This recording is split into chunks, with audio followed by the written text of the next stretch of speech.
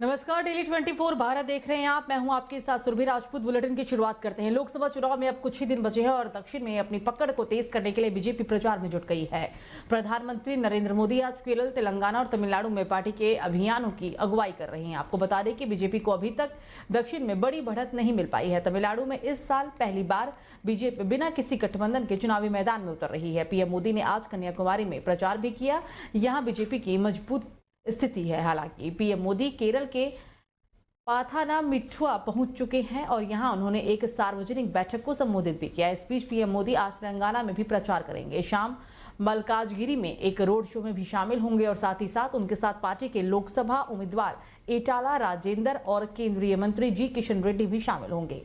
Road show के कारण police ने आम लोगों के लिए ट्रैफिक एडवाइजरी भी जारी की है। रोड शो खत्म होने तक कुछ इलाके में जनता के लिए प्रतिबंधित भी रहेंगे।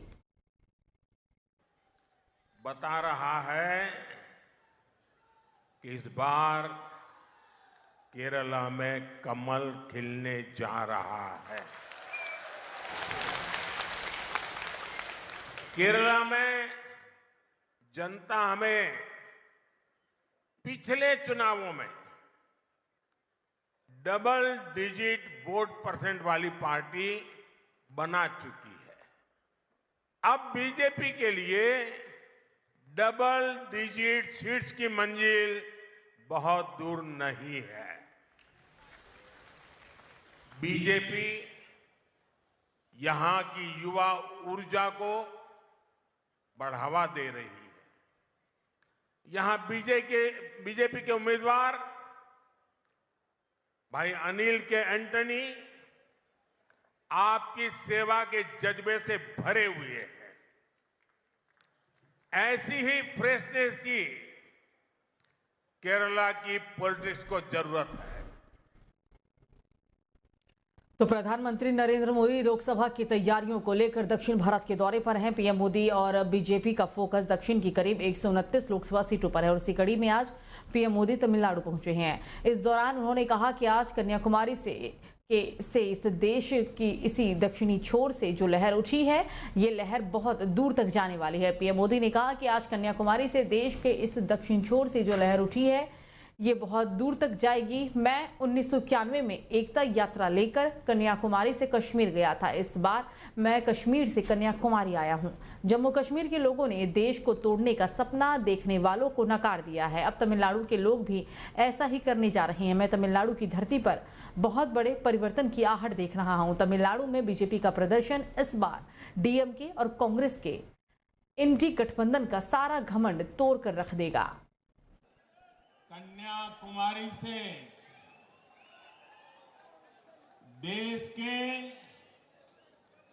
इस दक्षिणी छोर से जो लहर उठी है,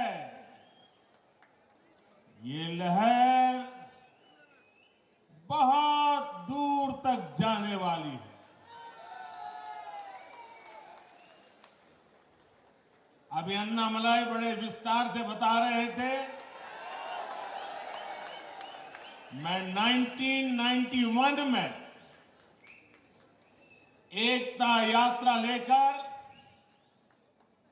कन्याकुमारी से कश्मीर गया था और इस बार मैं कश्मीर से कन्याकुमारी आया हूं।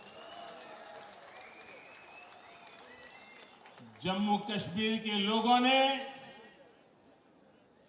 देश को तोड़ने का सपना जो देखते हैं।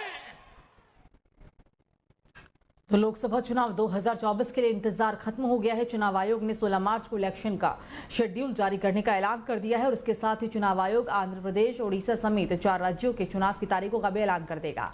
चुनाव आयोग की घोषणा के साथ ही पूरे देश में आचार संहिता भी लग जाएगी और इसके बाद सरकारें नई घोषणाएं नहीं कर सकेगी।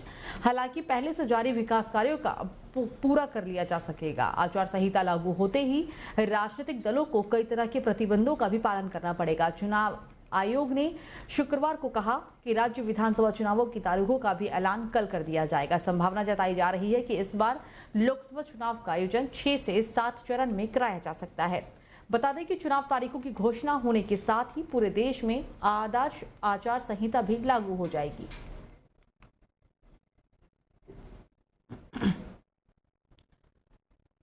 खबरों में आगे बढ़ते हैं। लोकसभा चुनाव को लेकर बीजेपी की दूसरी सूची में यूपी की किसी भी सीट से प्रत्याशी का नाम नहीं होने से 24 सीटों से टिकट की दावेदारी में लगे नेताओं की धड़कनें अब बढ़ गई हैं।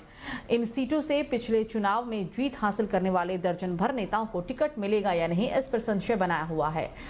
आधा दर्जन से अधिक बड़े नामों के टिकट पर भी सस्पेंस बना हुआ है। माना जा रहा है कि बीजेपी केंद्रीय चुनाव समिति द्वारा प्रत्याशियों की तीसरी सूची अब 17 की रात में या फिर 18 मार्च को ही जारी कर सकती है। इस सूची में यूपी की इन शेष सीटों के प्रत्याशियों की घोषणा के आसार हैं। इन सीटों से टिकट की रेस में लगे दर्जन नेता इस समय दिल्ली के राजनीतिक गलियारों में खाक छान रहे हैं। सब इस जुगत में है कि जैसे भी टिकट हो उनके हाथ में आ जाए। दरअसल बीजेपी की पहली सूची में यूपी की 80 में से 51 सीटों से प्रत्याशियों की घोषणा की गई थी। उसके साथ ही सहयोगी दलों को 5 सीटें दिए जाने पर भी सहमति बन गई थी, जिसके आधार पर अब सहयोगी दलों ने भी अपने कोटे की सीटों पर प्रत्याशियों को करीब करीब तय कर दिया है। इस प्रकार 56 सीटों पर एनडीए के प्रत्याशी लगभग तय हैं।